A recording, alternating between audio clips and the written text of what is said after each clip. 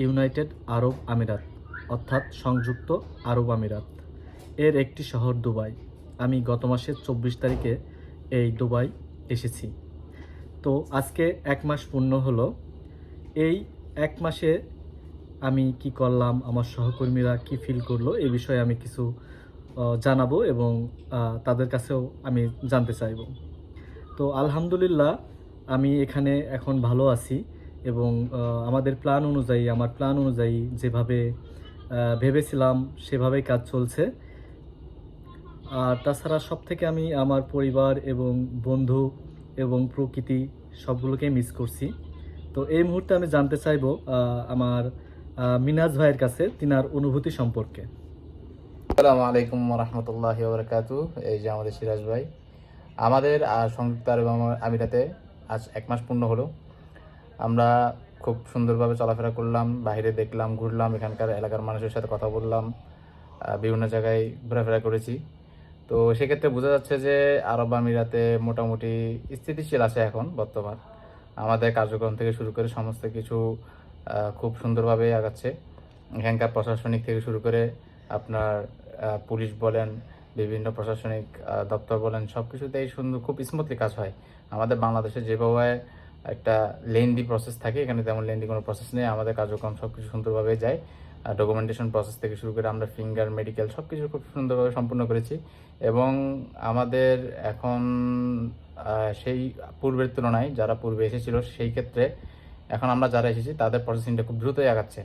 বিশেষ করে খুব দ্রুতই আমরা যাতে কর্মক্ষেত্রে যোগদান করে আমাদের যে আশা ভরসা নিয়ে আমরা এই দেশে এসেছি, আমাদের পারিবারিক যা কিছু আছে ওই স্বপ্নগুলো যাতে আমরা পূরণ করতে পারি। আমার অনুভূতি কি 1 মাসের অনুভূতিটা না?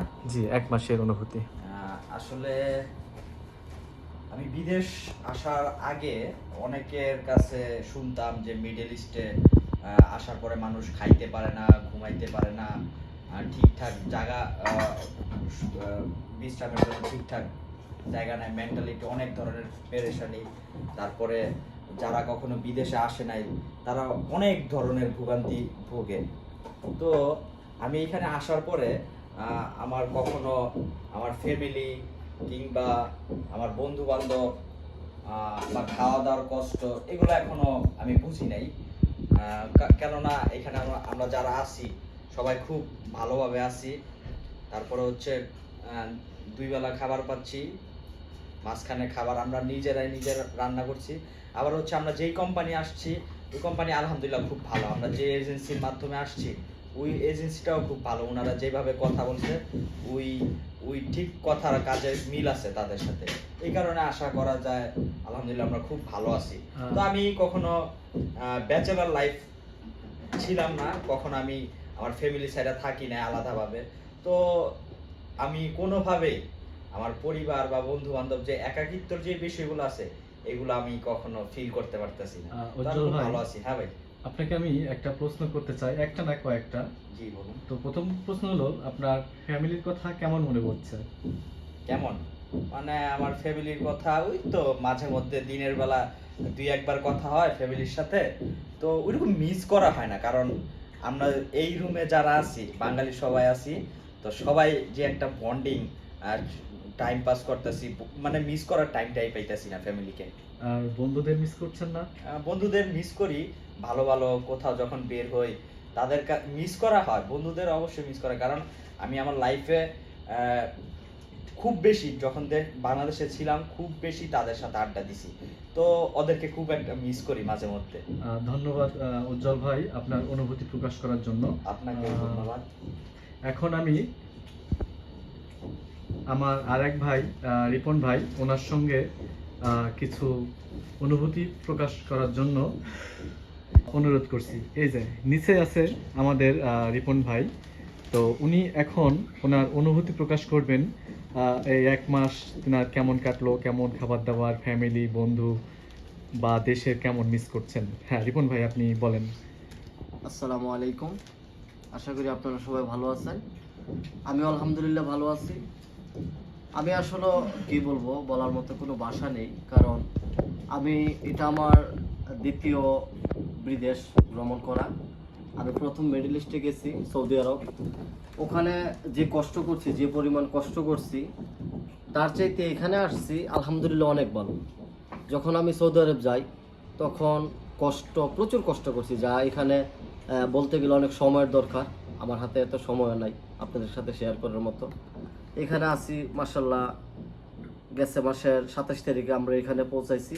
আজকে প্রায় 23 তারিখ, আমাদের প্রায় 1 মাস শেষ হয়ে গেছে, প্রায় কাছাই গেছে, হয়তো 1-2 দিন বাকি আছে। আমরা এখানে 6টা ভাই আছি একটা রুমে, মাশাল্লাহ অনেক ভালো আছি। আশা করি নাই যে দ্বিতীয়বার পাড়ি দেওয়ার পর দুবাই ইনশাল্লাহ এত ভালো থাকবো। তো আপনাদের সাথে শেয়ার করার বিষয়টা, এখানে মোটামুটি অনুভূতিটা খুবই ভালো লাগতেছে। আর আলহামদুলিল্লাহ সব দিকে মোটামুটি ভালো আছি। রিপন ভাই, নিশ্চয় ভাবি আছে, জি তো ভাবিকে কি আপনি মিস করছেন কিনা বা ওনার উদ্দেশ্যে কিছু বলবেন কিনা? জি অবশ্যই। আমার ফ্যামিলিতে সবচেয়ে কাছের মা বাবা, আমার স্ত্রী, আমার ছেলে সন্তান, আমার শ্বশুর শাশুড়ি, আত্মীয় স্বজন মিস করার বলতে সবাই তো আমার কাছের লোক, কিন্তু সবচেয়ে মিস আমি বেশি করি আমার একটা ছেলে আছে।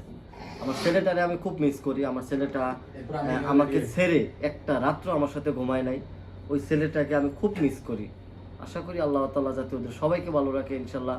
যে আশা নিয়ে আসছি, এই আশা পূরণ হওয়ার সাথে সাথে যাতে আমি দেশে চলে যেতে পারি, আসলেই ফ্যামিলি যাতে সবাইকে কাছে পাই।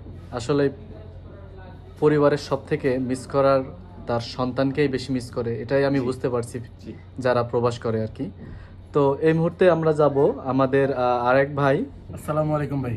ওয়ালাইকুম আসসালাম। আব্দুর রহিম ভাই, এই যে 1 মাস প্রায় হয়ে গেল বিদেশ মানে অর্থাৎ দুবাই আসার, জি, তো এই 1 মাসের মধ্যে আপনার কি কি অনুভূতি ফিল করছেন সেটা আমাদের একটু জানান। আলহামদুলিল্লাহ ভাই, ভালো আছি। তো আমি আমার প্রবাস জীবনটা আমার লাইফের ফার্স্ট টাইম। আমি দীর্ঘ আরও 5 বছর আগে প্রবাস জীবনে আসতে চাইছিলাম, কিন্তু বাট আসি নাই। এই কারণেই যে আমি অনেক কিছুই শুনছি যে বিদেশে আসলে মানুষের কষ্ট হয়। আবার এই জায়গায় যারা অবৈধভাবে আসবেন তারা আমি নতুন হিসাবে আমি বলবো অবৈধভাবে কেউ আসিয়েন না। আর ফ্রি ভিসা বলতে কিছু নেই, ফ্রি ভিসায় কেউ আসার নামে নিয়েন না। কারণ ভাই আমি চাইবো আমার দেশের একটা বাঙালি ভাই, আমিও বাঙালি, আমি চাইবো আর একটা বাঙালি ভাই ভালোভাবে আসুক, ভালোভাবে 2টা টাকা ইনকাম করে নিজের ফ্যামিলিকে সুখে শান্তিতে রাখুক। কারণ ভাই আপনার এই ভিডিওর মাধ্যমে আমি আমার দেশের মানুষদেরকে এইটুকুই মেসেজ পাঠাতে চাইবো যে ওরা যেহেতু যায় কিছু করুক, যেই দেশে যাক না কেন, একটু ভাবনা চিন্তা করে আসার জন্য। কারণ ভাই আমি লাইফের ফার্স্ট টাইম, আমি 1 মাসের মধ্যে এসে আমি এখানে অন্তত খাওয়া দাওয়ার কষ্ট করি নাই। আমি আমার ফ্রেন্ড সার্কেল কাউকে মিস করতেছি না, কারণ আমার রুমের মধ্যে আমরা 5-6 জন আছি, সবাই একই মায়ের পেটের ভাইয়ের মতোই। আমরা সবসময় হাসি খুশি দুষ্টুমি ফাজলামি সবাই একসাথে, কোথাও ঘুরতে গেলেও একসাথে। আব্দুর রহিম ভাই, আপনাকে আমি একটা প্রশ্ন করতে চাই। আপনি আপনার প্রিয় বাংলাদেশ, এখানকার ওয়েদারটা মানে প্রকৃতিটা কেমন মিস করছেন? ভাই আমি আমার ওয়েদার, আমি মনে করি যে আমার বাংলাদেশ বলাটা ভাই এতটা যে শান্তি, ওই শান্তিটা ভাই এখানে নাই ভাই। আমি একবারে আমার মন থেকে বলতেছি কথাটা। আমাদের দেশের ওয়েদারটা এত অসাম, আর এখানে ভাই এখানে যে বাতাসটা, ওইটা আগুনের হিটের চেয়েও গরম বেশি ভাই। এখানে যে আসবে সে কিন্তু 2 থেকে 6 মাস এতটা যে ওর নিজের শরীরের মধ্যে এই ওয়েদার, এই আবহাওয়াটা শরীরের সাথে ম্যাচুরেট করতে 2 থেকে 6 মাস অবশ্যই 100% লাগবে। আচ্ছা, প্রকৃতির সব থেকে কোন বিষয়টা আপনি মিস করছেন? আমি আমাদের প্রকৃতি, আমাদের সমুদ্র, আমি যেমন আমার বাড়ি হচ্ছে চট্টগ্রামে, আমাদের সমুদ্র, পাহাড়, পর্বত সব কিছু আমাদের চট্টগ্রামেই আছে। আমি আমাদের চট্টগ্রামটা আমি খুব বেশি মিস করতেছি। আমাদের চট্টগ্রামের সমুদ্র, গাছপালা, পাহাড়, পর্বত এগুলোকে আমি বেশি মিস করতেছি। ধন্যবাদ আব্দুর রহিম ভাই আপনার অনুভূতি প্রকাশ করার জন্য।